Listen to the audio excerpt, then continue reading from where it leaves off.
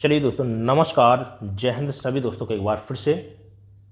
चलिए शुरुआत करते हैं आज के इस सेशन की। और आज के इस वीडियो में हम हिंदी से संबंधित सभी जितने भी आपके महत्वपूर्ण टॉपिक हैं सभी के बारे में चर्चा करने वाले हैं इन प्रश्नों के माध्यम से। दोस्तों, जो आज के प्रश्न हैं एक से एक बढ़कर प्रश्न रहेंगे। सभी प्रश्न हर एक टॉपिक से संबंधित हैं, जो भी आपके हिंदी के महत्वपूर्ण टॉपिक्स हैं, ठीक है। और ख़ास तौर से जो आपका यूपी पुलिस कांस्टेबल का जो री एग्ज़ाम होने वाला है, तो री एग्ज़ाम के लिए ही आज का हमारा प्रैक्टिस सेट है। तो बिल्कुल सभी बच्चे, देखिए जितने बच्चे यूपी पुलिस कांस्टेबल दे रहे हैं या फिर एसएससी एग्ज़ाम के लिए तैयारी कर रहे हैं, ठीक है, इसके अलावा शिक्षक भर्ती परीक्षा के लिए या फिर अन्य किसी भी एग्ज़ाम में हिस्सा ले रहे हो जिसमें हिंदी से संबंधित व्याकरण हो या फिर साहित्य पूछा जा रहा हो, तो बिल्कुल निश्चित तौर पर आप वीडियो देख सकते हैं।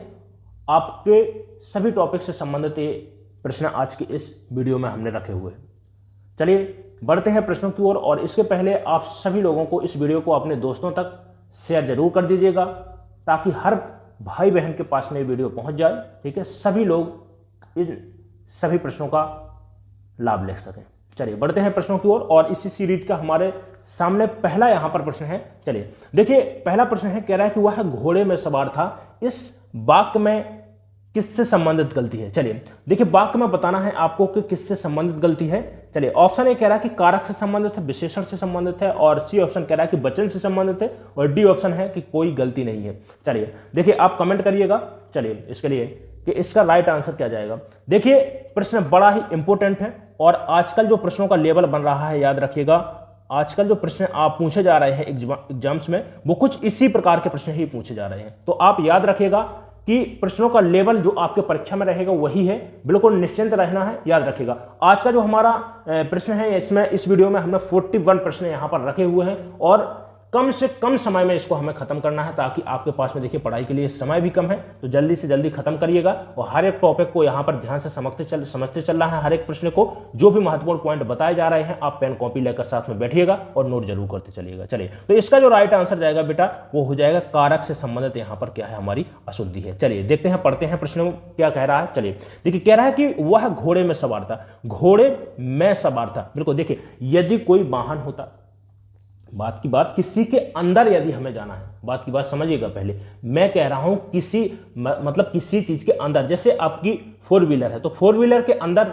जाना है, तो कहीं पर भी यदि हमें अंदर प्रवेश करना है तो उसके लिए मैं का प्रयोग कर लेते हैं, ठीक है। लेकिन यदि उसके ऊपर हमें बैठना है, ठीक है, यदि बाइक पर भी बैठ रहा है या फिर हमें छत पर जाना है, तो ऊपर बैठने के लिए यदि जा रहा है तो वहां पर किसका प्रयोग किया जाता है, पर का प्रयोग किया जाता है। और पर विभक्ति किसकी होती है बेटा, मैं और पर, ये दोनों विभक्तियां किसकी हैं, ये हैं आपकी अधिकरण कारक की, याद रखिएगा। तो ये कैसी अशुद्धि है, कारक से संबंधित अशुद्धि है। इसमें मैं का प्रयोग नहीं होना है, क्योंकि किसी कमरे के अंदर नहीं जा रहे हैं, किसी भी वस्तु के अंदर नहीं जा रहे हैं, हम याद रखिएगा, हम कहां पर हैं, ऊपर बैठ रहे हैं, ठीक है। तो जहां पर भी ऊपर बैठते हैं वहां पर क्या है, पर का प्रयोग किया जाता है। तो याद रखिएगा, यहां पर जो अशुद्धियां होगी कौन सी हो जाएगी, कारक से संबंधित अशुद्धियां। चलिए नेक्स्ट प्रश्न बुक की ओर बढ़ते हैं। और दूसरा प्रश्न है, चलिए कह रहा है, देखिए कि प्रत्युपदेश, ठीक है, प्रत्युपदेश कह रहा है कि शब्द में कौन सा उपसर्ग है। चलिए तो देखिए, यदि मैं क्या करूं इसके लिए यदि मैं जो शब्द है इसका यदि विच्छेद कर दूं, ठीक है, यहां पर वर्णों का यदि मैं विच्छेद कर दूं, तो अपने आप ही आप समझ जाएंगे कि इसमें कौन सा प्रत्यय, कौन सा उपसर्ग लगा हुआ है या फिर कौन सा प्रत्यय है। चलिए तो देखिए, आपके समक्ष यहां पर एक शब्द दिया गया है, और यदि हम इस शब्द को खंड करते हैं, जैसे मैंने कहा कि प्रतिधन क्या हो जाएगा, प्रति यहां पर, और उपदेश क्या हो जाएगा, उपदेश हो जाएगा, प्रतिधन उपदेश।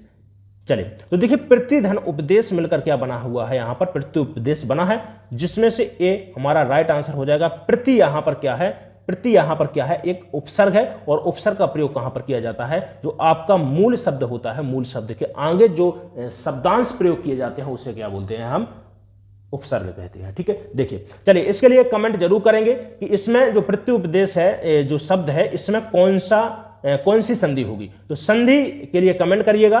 चलिए बढ़ते हैं अगले प्रश्न की ओर। और तीसरा प्रश्न है, कह रहा है कि जातिवाचक संज्ञा शब्द निम्न में से कौन सा है।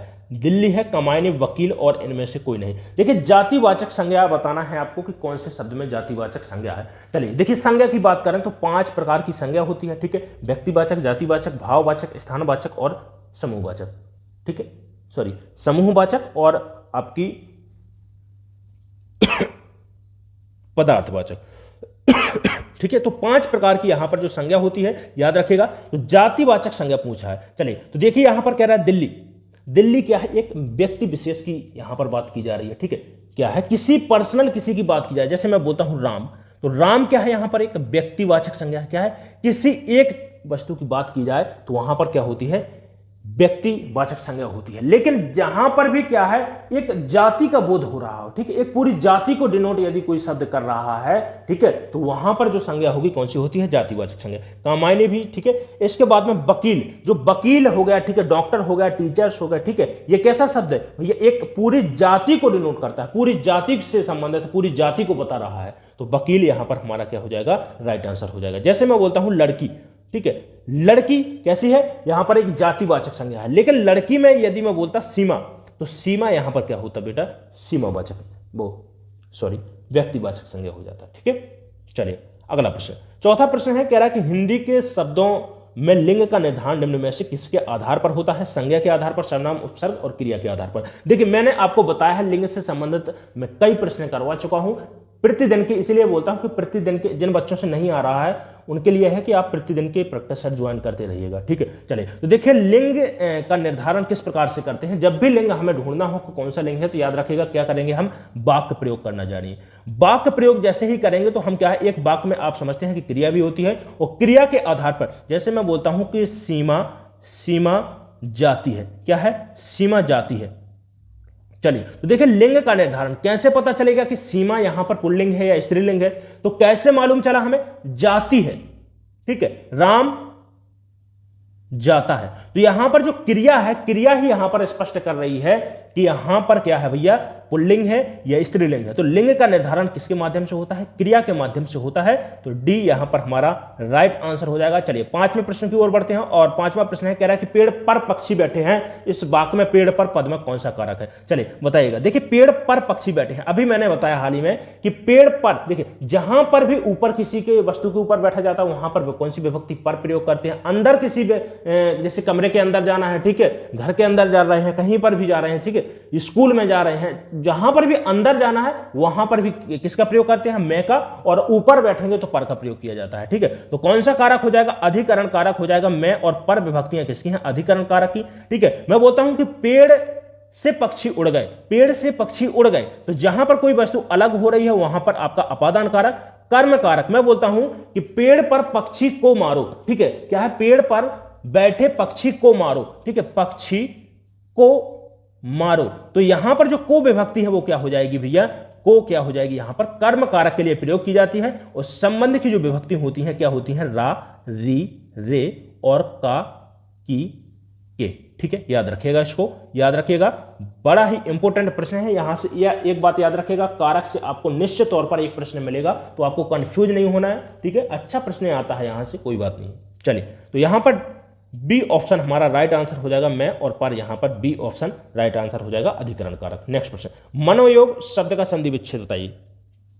चलिए तो देखिए मनोयोग, मनोयोग का हम क्या करते हैं, यदि विच्छेद करें तो क्या बनता है, मनः, मनः धन योग बनता है। क्या बनता है, मनः धन योग। जब भी विसर्ग के साथ में, याद रखिएगा, विसर्ग के साथ में, ठीक है, विसर्ग के साथ में यदि या कोई व्यंजन यहां पर आपको देखने को मिलता है तो वहां पर जो संधि होती है कौन सी हो जाती है, आपकी विसर्ग संधि हो जाती है। ऑप्शन यहां पर ए राइट आंसर हो जाएगा, विसर्ग संधि, ठीक है, विसर्ग। चलिए नेक्स्ट प्रश्न है, दिए गए वाक्य के किस भाग में त्रुटि है, तमाम देश में। चलिए देखिए यहां पर एक वाक्य दिया गया है, आपको बताना है कि इस वाक्य में कौन सी अशुद्धि दी गई है। कह रहा है कि तमाम देश में जल्द ही बात फैल गई है। चलिए तब तक आप लाइक कर दें और वीडियो को अपने दोस्तों तक शेयर कर दीजिएगा, ठीक है। हर भाई बहन के पास में ये वीडियो पहुंच जाना चाहिए, सभी दोस्तों के पास में। और आपने भी यदि चैनल को सब्सक्राइब नहीं किया तो साथ में चैनल को सब्सक्राइब कर लें और साथ में बेल आइकन को भी प्रेस जरूर कर दीजिएगा। चलिए तो देखिए तमाम देश में बात फैल गई। देखिए तो आप समझ रहे हैं कि देश भर में बात फैल गई, तो तमाम क्या होता है भाई, तमाम का मतलब है पूरे देश में बात फैली है ना, तो देश तो अपने आप में ही पूरा है। तो पूरे देश में ही बात फैल चुकी हो ऑलरेडी, ठीक है। तो यहां पर तमाम क्या हो जाएगा, गलत हो जाएगा, ये अशुद्धि हो जाएगी। तो यहां पर ए हमारा राइट आंसर हो जाएगा। चलिए नेक्स्ट प्रश्न, मधु ने खाना खाया होगा किस प्रकार का वाक्य है? कह रहा है कि संदिग्ध भूतकाल है, अपूर्ण भूतकाल है, आसन है और हेतु हेतु मत है। इंपोर्टेंट है, याद रखिएगा। और थोड़ा सा टफ भी हो जाता है यहां से प्रश्न, ठीक है, क्योंकि हम कंफ्यूज हो जाते हैं यहां पर। चलिए समझते हैं। देखिए हेतु हेतु मत क्या होता है? हेतु हेतु मत जो भूतकाल होता है, चलिए यहां पर क्या है बेटा कि जो हेतु हेतु मत होता है इसमें क्या है, क्रिया होने ही वाली होती है पर क्रिया होती ही नहीं है। याद रखें, मैं क्या बोल रहा हूं कि क्रिया होने वाली होती है पर क्रिया हुई नहीं होती। कैसे समझिएगा, मैं बोलता हूं कि राम जाता पर क्या है, गया नहीं है। राम जाता, सीता जाती, राहुल जाता, ठीक है, श्याम पढ़ता पर उसने पढ़ा नहीं है, ठीक है। तो क्रिया क्या होता है, होने वाली होती है पर होती नहीं है किसी कारण से, ठीक है। तो वहां पर कौन सा होता है, हेतु हेतु मत। चलिए इसके बाद में आता है आसन्न भूतकाल। आसन्न भूतकाल में क्या होता है कि क्रिया हाल ही में, निकट समय में ही हुई होती है। जैसे कि राहुल खाना खा चुका है, ठीक है, राहुल खाना खा चुका है। या फिर मैं बोलता हूं कि सीता गई है, ठीक है, कि हाल ही में क्या है, क्रिया अभी हुई है, ठीक है। तो जहां पर भी हाल ही में, निकट समय में कोई क्रिया हुई होगी वहां पर होता है आसन्न भूतकाल। अपूर्ण काल होता है, देखिए, जिसमें कोई क्या है, क्रिया पूरी ना हो, ठीक है। जैसे सीता जाती है, वहां पर कौन सा हो जाएगा, अपूर्ण भूतकाल, मतलब पूर्ण नहीं हुआ है अभी। तो संदिग्ध क्या होता है, संदिग्ध होता है मधु ने खाना खाया होगा। तो यहां पर देखिए संदेह की भावना प्रकट हो रही, कंफर्म नहीं हो रहा है। तो यही हमारा राइट आंसर हो जाएगा, संदिग्ध भूत राइट आंसर हो जाएगा, मधु ने खाना खाया होगा, ठीक है। चलिए समझ में आया हो तो बिल्कुल देखिए लाइक जरूर करते चलिएगा सभी लोग। चलिए और कमेंट, देखिए प्रश्न आप क्या करें कि जो भी आपसे बन रहा है, याद रखिएगा, उसको आप कमेंट जरूर करते चलें, ठीक है। इससे मालूम तो चलना चाहिए कम से कम को आपको चीजें आ रही हैं या नहीं आ रही हैं, ठीक है। चलिए नेक्स्ट प्रश्न, 9वां प्रश्न है, किस वाक्य में अकर्मक क्रिया का प्रयोग हुआ है? मैं साइकिल चलाता हूं। चलिए ये क्या है, आपका एक सकर्मक है, साइकिल यहां पर कर्म है। राम पत्र लिखता है, क्या लिखता है भैया, पत्र लिखता है, बिल्कुल सकर्मक है, ठीक है। राम मोहन को रुला रहा है, यहां पर मोहन क्या है बेटा, एक कर्म की तरह प्रयोग हो रहा है, क्या है, कर्म की तरह। लेकिन पानी बरस रहा है, क्या है, पानी बरस रहा है, बरसना क्या है, एक आपका अकर्मक है, ठीक है। बरसना क्या है, यहां पर एक क्रिया है और यहां पर क्या हो जाएगा, यही हमारा राइट आंसर हो जाएगा, D option is the right answer. चलिए नेक्स्ट प्रश्न, 10वां प्रश्न है, कह रहा है कि निम्न में से कौन सा सारंग का अनेकार्थी नहीं है? चलिए देखिए सारंग का बताना है कि कौन सा अनेकार्थी नहीं है। चलिए देखिए बादल, बिल्कुल सारंग का क्या है, अनेकार्थी है। सिंह भी है, राजहंस, लेकिन चमक नहीं है, ठीक है। इसके अलावा देखिए हाथी भी क्या है, सारंग, हाथी भी क्या होता है, सारंग का अनेकार्थी शब्द होता है, इसको भी याद रखिएगा। हिरण हो गया, आपको नोट कर लेना है, ठीक है। पानी भी किसका, सारंग का अनेकार्थी शब्द है, ठीक है। कपूर हो गया, भ्रमर हो गया, ठीक है, जिसको भौरा बोलते हैं, ये क्या है, सभी सारंग के अनेकार्थी शब्द है। लेकिन क्या है, चमक नहीं है, यहां पर डी ऑप्शन राइट आंसर जाएगा, D for Delhi right answer. चलिए नेक्स्ट प्रश्न है, सही वाक्य को चुनें। वह मुझे देखा तो चकरा गया, क्या है यहां पर, अशुद्ध वाक्य। उसने मुझे देखा तो चकरा गया, राइट होता। यदि इसमें दिया होता उसने मुझे देखा तो चकरा गया, वह एक महान अपराधी है, बिल्कुल गलत हो जाएगा। अपराधी महान कब से हो गया, सूरदास ने अनेक पद रचे हैं, यही क्या हो जाएगा, हमारा राइट आंसर हो जाएगा, बिल्कुल सूरदास ने अनेक पद रचे हैं, बिल्कुल ऑप्शन सी फॉर कनाडा यहां पर राइट आंसर हो जाएगा। भाषण सुनने के बाद में वापस लौटा है, ठीक है। चलिए अगला प्रश्न, 12वां प्रश्न है, जस दूल्हा तस बनी बराता। भैया मान लीजिए दूल्हा और दूल्हा का पिता ही यदि जुआ खेलते हैं, दारू पीते हैं, शराब गुटखा की करते हैं, तो भाई बाराती तो करते ही करते हैं, उसमें क्या है, ठीक है, बाराती तो करेंगे। जिसका मतलब है कि जैसे मतलब खुद होंगे आप, वैसे ही आपके साथी होंगे, ठीक है। तो सी यहां पर हमारा राइट आंसर हो जाएगा, जैसे आप खुद हैं वैसे ही आपके साथीगण होंगे, मित्रगण होंगे। चलिए 13वां प्रश्न है, कह रहा है कि कौन सा शब्द तद्भव है, खग, पंछी, बेहग और पक्षी। देखिए पक्षी यहां पर क्या है, तद्भव शब्द है, खग हो गया, बेहग हो गया और पक्षी, ये कैसे आपके तत्सम शब्द है, ठीक है। तत्सम शब्द हैं, ऑप्शन यहां पर B for Bombay right answer हो जाएगा। अगला प्रश्न 14वां प्रश्न है, कह रहा है कि चना का तत्सम क्या होता है? अभी ये चणक होता है, क्या होता है? चना का तत्सम होता है चणक होता है। ठीक है, बढ़िया, सुबह सुबह से भिगो कर खाइएगा।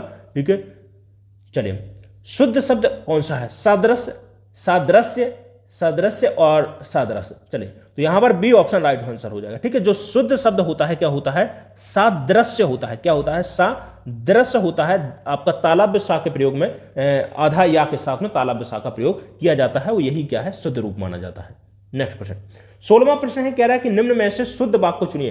कह रहा है कि यह आंखों से देखी घटना है, यह आंखों देखी घटना है। कह रहा है कि यह आंखों द्वारा देखी सुनी घटना है, यह आंखों द्वारा देखी गई घटना है। चलिए तो देखिए क्या है, ये आंखों देखी घटना है। क्या बोलते हैं? आंखों देखा हाल है मेरा। क्या है? बोले आंखों देखा है भैया। देखिए आंखों के द्वारा ही देखेगा, तो द्वारा शब्द यहां पर क्या है? प्रयोग करना गलत हो जाएगा। बी ऑप्शन यहां पर हमारा राइट आंसर जाएगा। चलिए नेक्स्ट प्रश्न 17वां प्रश्न है, कह रहा है कि निम्न में से कौन सा क्षेत्र ब्रज भाषा का नहीं है? ब्रज भाषा, देखिए जो ब्रज भाषा है कहां पर आती है? यदि आपसे ये भी पूछता है तो याद रखिएगा, सौर श्रेणी अभ्रंश से इस भाषा का विकास हुआ है। जो आपका सौर श्रेणी अभ्रंश है जिसके अंतर्गत आती है पश्चिमी भाषा। क्या आती है? पश्चिमी बोलियां आती हैं, जिसके अंतर्गत देखिए कौरवी हो गया, ठीक है, कन्नौजी हो गया, ठीक है, बुंदेली हो गया, ब्रज भाषा हो गया, ठीक है, हरियाणवी हो गया, ये सभी आती हैं। ठीक है, और साथ में राजस्थानी भी, जिसके अंतर्गत आती हैं पश्चिमी। लेकिन हमसे पूछा है कि ब्रज भाषा का क्षेत्र कौन सा नहीं है। देखिए मथुरा हो गया, आगरा है और अलीगढ़, ये तीनों हैं आपके ब्रज भाषा के क्षेत्र। लेकिन जो मेवाड़ है, ठीक है, मेवाड़ी, मालवाड़ी, ठीक है, और ठीक है जयपुरी, ढूनाडी, ये तीनों भाषाएं बोलियां कहां की हैं? राजस्थानी हैं। कहां की हैं? राजस्थानी है। ये भी आपको नोट कर लेना है, इंपोर्टेंट है। ठीक है, तो यहां पर जो राइट आंसर जाएगा D for Delhi right answer. ठीक है, चलिए नेक्स्ट प्रश्न है 18वां प्रश्न है, कह रहा है कि साहित्य लहरी, साहित्य लहरी, सूरसागर, ये रचनाएं किसकी हैं? सूरसारावली, ये सभी रचनाएं सूरदास जी की हैं। ऑप्शन ए के साथ में हमारा राइट आंसर हो जाएगा। चलिए नेक्स्ट प्रश्न, चलिए 19वां प्रश्न है, गतियां शब्द में कौन सा वचन है? बताइएगा। ए ऑप्शन कह रहा है कि एक वचन, बहुवचन, द्विवचन और इनमें से कोई नहीं। तो पहली बात तो याद रखना है कि द्विवचन हिंदी में प्रयोग ही नहीं होता है, तो इसको तो अपने आप कट कर दीजिएगा। गतियां, कुछ ना कुछ वचन जरूर होगा, तो डी ऑप्शन भी कैंसिल हुआ हमारा। अब देखिए गतियां, गति का क्या होता है? गति का बहुवचन क्या बनेगा? गतियां होगा। ठीक है, क्या हो जाएगा? गतियां हो जाएगा। ऑप्शन बी यहां पर राइट आंसर हो जाएगा। चलिए नेक्स्ट प्रश्न 20वां प्रश्न, गुण और दोष। देखिए जब भी क्या है, दो शब्द अपोजिट, ठीक है, एक दूसरे के विलोमार्थक प्रयोग में यदि योजक चिन्ह के माध्यम से जुड़े हुए हैं, तो वहां पर कौन सा समास होता है? आपका द्वंद्व समास होता है। द्वंद्व समास होता है। और यदि आपसे पूछता है, ठीक है, कि द्वंद्व समास के प्रकार, तो याद रखिएगा 3 प्रकार होते हैं, इतरेतर, ठीक है, समाहार और एक शेष। ठीक है, तो याद रखिएगा यहां पर समाहार आपका द्वंद्व कौन सा है? समाहार द्वंद्व। ऑप्शन यहां पर बी राइट आंसर हो जाएगा। गुण और दोष, याद रखिएगा दो शब्द यदि, देखिए जैसे मैं बोलता हूं कि माता और पिता, माता और पिता, तो दोनों कैसे हैं? एक दूसरे के विलोमार्थक हैं और किससे जुड़े हुए हैं? योजक चिन्ह से। तो योजक चिन्ह से यदि जुड़े हुए हैं और विलोम अर्थ में है, तो वहां पर जो आपका समास हो जाएगा द्वंद्व समास हो जाएगा। ठीक है, और कौन सा द्वंद्व? समाहार द्वंद्व। ठीक है, चलिए देखिए मैं कोशिश कर रहा हूं कि आपको बिल्कुल गहराई से ज्ञान मिलना चाहिए। ऐसा नहीं है, क्योंकि आजकल जो एग्जाम है सिर्फ देखिए ऊपरी ऊपरी ज्ञान से कुछ नहीं होगा। आप बीपीएससी के लिए भी तैयारी कर रहे हैं यदि, तो आप यदि हमारा प्रैक्टिस सेट देखते हैं, ठीक है, ये यदि आप वीडियो देखते हैं हिंदी का डेली, तो समझ लीजिएगा कि आप कोई सा भी एग्जाम दे रहे हो, हर एग्जाम में आप टॉप करेंगे हिंदी के अंतर्गत। क्योंकि बिल्कुल समझ लीजिएगा 0 से हीरो तक का सफर है आपका। ठीक है, हर एक यहां पर पॉइंट पर नजर रखी जाती है। इसलिए बोलता हूं कि ध्यान से समझिएगा, फुल कंसंट्रेशन के साथ में बैठना है आपको। पहले ही बता देता हूं, आते ही आपको सभी चीजें ताकि आप कहीं पर भी मिस ना करें। बाकी यदि आप लोग छोड़ रहे हैं, कोई भी चीज ध्यान से नहीं समझते, तो आप लोगों की ये गलती है। ठीक है, चलिए थोड़ा सा शेयर कर दीजिएगा वीडियो को, हर भाई बहन के पास में पहुंचा दीजिएगा। सभी को इस वीडियो को प्रॉफिट मिलना चाहिए। चलिए 21 है, कह रहा है कि सत्यवान की पत्नी सावित्री एक पतिव्रता होती है। क्या होता है? पतिव्रता नारी थी। ठीक है, ना कि पत्नीव्रता। तो यही हमारा बी ऑप्शन राइट आंसर हो जाएगा। कैसे भैया? एक ये सी राइट आंसर हो जाएगा। ठीक है, पत्नी कैसी थी? एक पतिव्रता नारी थी। चलिए नेक्स्ट प्रश्न है 22वां प्रश्न, कह रहा है कि रोजाना शब्द में कौन सा प्रत्यय लगा हुआ है? तो रोज के साथ में आना, क्या है? आना प्रत्यय। कौन सा? आना प्रत्यय लगा हुआ है। सी ऑप्शन राइट आंसर हो जाएगा। 23 है, कह रहा है कि दीवार के ऊपर कौन बैठा है? इस वाक्य में सर्वनाम, दीवार के ऊपर कौन बैठा हुआ है? ठीक है, तो यहां पर जो आपका मार्क चिन्ह है वो कौन सा है? कौन। तो कौन यहां पर हो जाएगा आपका प्रश्नवाचक सर्वनाम हो जाएगा। ठीक है, बी फॉर बॉम्बे यहां पर राइट आंसर हो जाएगा। चलिए अगला प्रश्न है 24वां प्रश्न, कह रहा है कि निम्नलिखित में से किस विकल्प में बिजली शब्द के सभी सही पर्यायवाची शब्द हैं बिजली के? तो बिजली के जो पर्यायवाची होते हैं, विद्युत हो गया, चंचला हो गया, ठीक है, दामिनी हो गया, ये सभी किसके होते हैं? बिजली शब्द के पर्यायवाची होते हैं। ऑप्शन ए हमारा राइट आंसर हो जाएगा। नेक्स्ट प्रश्न है, कह रहा है कि देखिए आपके सामने यहां पर एक युग्म दिया गया है, परिणाम और परिमाण। देखिए तो यहां पर बताना है कि इन दोनों का अर्थ क्या निकलता है। देखिए परिणाम का मतलब होता है फल, ठीक है, क्या होता है? फल। और जो आपका परिमाण है, परिमाण का मतलब क्या होता है? मात्रा। क्या होता है? मात्रा। ठीक है, तो यहां पर गलत जा रहा है ऑप्शन, यहां पर फल पहले होना चाहिए और मात्रा बाद में होना चाहिए। ठीक है, तो यहां पर बी ऑप्शन आपका राइट आंसर हो जाएगा। परिणाम जो होता है, ठीक है, जो परीक्षा का जो फल होता है ना, वो खाने वाला फल नहीं, ठीक है, परीक्षा का जो फल है, बोलते हैं ना मेहनत करोगे तो अच्छा फल मिलेगा, वही वाला फल है। ठीक है, समझिएगा इसको।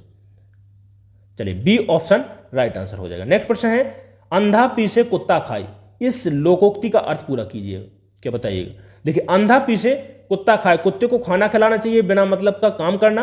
और देखिए कह रहा है कि कमाए कोई और खाए कोई, ठीक है, कि कमा कोई और रहा है, उसका फायदा किसी और को मिल रहा है। ठीक है, यही सी हमारा राइट आंसर जाएगा। नेक्स्ट प्रश्न है 27 और कह रहा है देखिए कि किस शब्द में रा व्यंजन का प्रयोग नहीं हुआ है। देखिए मात्रा क्रम वृष्टि, देखिए वृष्टि में आपका रकार लगी हुई है नीचे वा में, ठीक है, तो ये क्या है? रा का ही एक, ठीक है, रा की रकार है, क्रम में भी एक रकार है, रा की ही रकार है। मात्रा, मात्रा में भी जो आपका त्रा है एक संयुक्त शब्द है, क्या है? एक संयुक्त व्यंजन है, और संयुक्त व्यंजन किससे मिलाकर बना हुआ है? ता, रा और आ। तो याद रखिएगा तीनों में क्या है? रा है, तीनों में रा का प्रयोग हुआ है, इसलिए डी ऑप्शन हमारा क्या हो जाएगा? राइट आंसर हो जाएगा। इसीलिए कहता हूं, देखिए ध्यान से समझना है आपको, जो त्रा है, देखिए कल मैंने आपको बताया था कि संयुक्त व्यंजन आपके चार है, ठीक है, कौन है? छत्र, ज्ञा और श्री।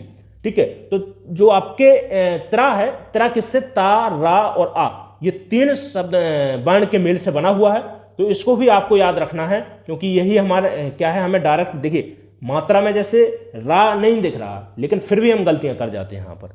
चलिए अगला प्रश्न, निम्नलिखित में से कौन सा वाक्य मिश्र वाक्य है? चलिए देखिए मिश्र वाक्य कैसे समझना है आपको, चलिए यहां पर ट्रिक बता देता हूं कि मिश्र वाक्य समझने के लिए जो ट्रिक है, यदि आपको वाक्य में की, क्योंकि, ठीक है, यदि तो, ठीक है, तो, यद्यपि, तथापि, जैसे ही, ज्यों ही, ठीक है, त्यों ही, यदि इस प्रकार के शब्द आपको देखने को मिलते हैं तो बिल्कुल आंख मूंद करके आपको मिश्र वाक्य लगाना है और आपका आंसर सही हो जाएगा। जैसे कह रहा है कि मैंने सुना कि आपके देश में अच्छा प्रबंध है, ठीक है, तो यही हमारा राइट आंसर हो जाएगा। चलिए और भी ऑप्शन देख लेते हैं। कह रहा है कि उसमें ना तो पत्ते थे और ना ही फूल थे, ये क्या है? आपका एक संयुक्त वाक्य है, जहां पर भी दोनों वाक्य अपने आप में स्वतंत्र हो वहां पर कौन सा होता है? संयुक्त वाक्य। ठीक है, और ये दोनों कैसे हैं आपके? यज्ञदत्त देवदत्त को व्याकरण पढ़ाता है, सरल वाक्य हो गया, ठीक है, वह है उड़ती हुई चिड़िया पहचानता है, ये भी आपका सरल वाक्य हो गया, जहां पर एक कर्ता हो और साथ में एक क्रिया हो, या बोल सकते हैं कि उद्देश्य विधेय के साथ में जो वाक्य चल रहा है, ठीक है, एक उद्देश्य और विधेय के साथ में जो वाक्य चल रहा है उसे क्या बोलेंगे? हम सरल वाक्य बोलते हैं। नेक्स्ट प्रश्न 29, निम्नलिखित में से कौन सा शब्द पुल्लिंग है? विकृति, संस्कृति, ठीक है, विकृति आ गई, संस्कृति अपना ली गई, प्रकृति को खराब मत करो, ठीक है, और दंपति, ठीक है, तो दंपति आ गए, ठीक है, दंपति क्या होता है? आ गए बोलते हैं ना, ठीक है, तो यहां पर डी ऑप्शन हमारा राइट आंसर हो जाएगा। नेक्स्ट प्रश्न, जिसका वर्णन किया जा सके उसे क्या बोलते हैं? ना किया जा सके उसे बोलते हैं अवर्णनीय, ठीक है, जिसका वर्णन ना किया जा सके उसे क्या बोलते हैं? अवर्णनीय बोलते हैं। ऑप्शन ए हमारा यहां पर राइट आंसर हो जाएगा। जो कहा ना जा सके, आकथनीय, क्या बोलते हैं? जो कहा ना जा सके, जा सके। आकथनी जिसे पढ़ा ना जा सके, अपठनीय, और जिसकी कल्पना ना की जा सके अकल्पनीय। ठीक है, चलिए नेक्स्ट प्रश्न 31 अर्ध स्वर को पहचानिए। देखिए आपके जो अर्ध स्वर हैं कितने हैं? दो हैं, एक तो या होता है और वा, ये दोनों क्या है? अर्ध स्वर हैं। देखिए अंतस्थ व्यंजन की बात करते हैं तो अंतस्थ व्यंजन होते हैं 4, या, वा, रा और ला, जिनमें से आपके जो 2 अक्षर होते हैं आगे के या और वा, ये होते हैं अर्ध स्वर, और रा आपका कैसा होता है? प्रकंपीय, जिसे लुंठित बोलते हैं, और ला होता है पार्श्विक व्यंजन। कैसा होता है? पार्श्विक व्यंजन होता है। ठीक है, तो यहां पर हमारा राइट आंसर जाएगा ऑप्शन ए, राइट आंसर हो जाएगा। नेक्स्ट प्रश्न है, कह रहा है कि तरणी, तनुजा, तटतमाल, तरवर, बहुछाय।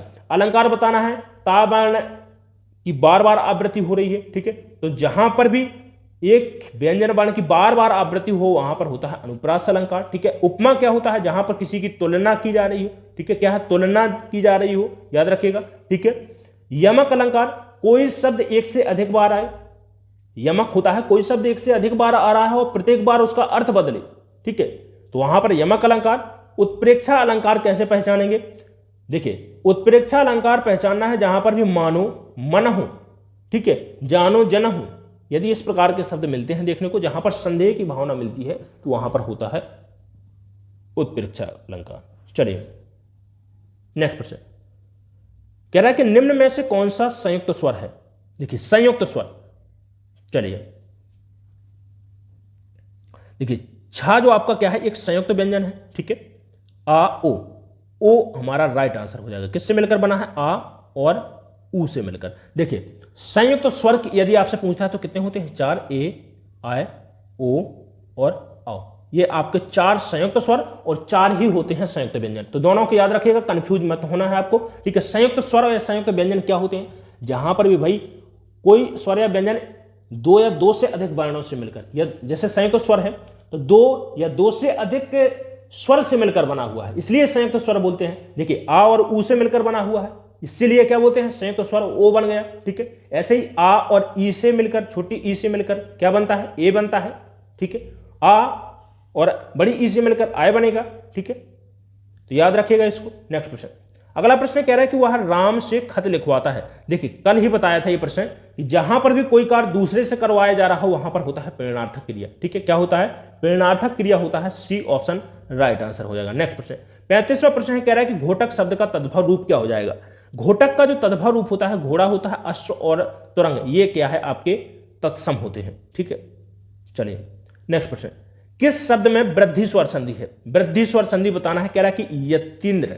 ठीक है, यतीन्द्र आपका क्या हो जाएगा? यहां पर स्वर संधि, दीर्घ स्वर संधि हो जाएगा। ठीक है, यति धन इंद्र। रजनीश, ठीक है, रजनीधर ईश हो जाएगा। तो यहां पर महोधन औषध। ठीक है, महोषध क्या हो जाएगा? महाधन, महाधन औषध क्या हो जाएगा? महाधन औषध हो जाएगा। तो जहां पर भी देखिए आ के साथ में आय, ओ, औ मिलता है वहां पर होता है आपका वृद्धि संधि, या फिर सीधा सीधा पहचानना है कि जहां पर भी आपको डबल मात्राएं किसी वर्ण के ऊपर देखने को मिलती हैं वहां पर होता है वृद्धि संधि। नेक्स्ट प्रश्न, चलिए अगला प्रश्न है कि अवर, अवर शब्द का विलोम। देखिए अवर जो होता है, अवर का मतलब होता है, अवर का क्या मतलब होता है? कनिष्ठ। जो पहले तो मतलब होता है कनिष्ठ या फिर छोटा।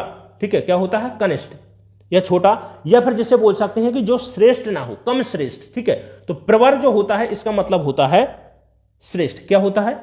श्रेष्ठ। सी ऑप्शन आपका राइट आंसर हो जाएगा। नेक्स्ट प्रश्न, पृथ्वीराज रासो रचना।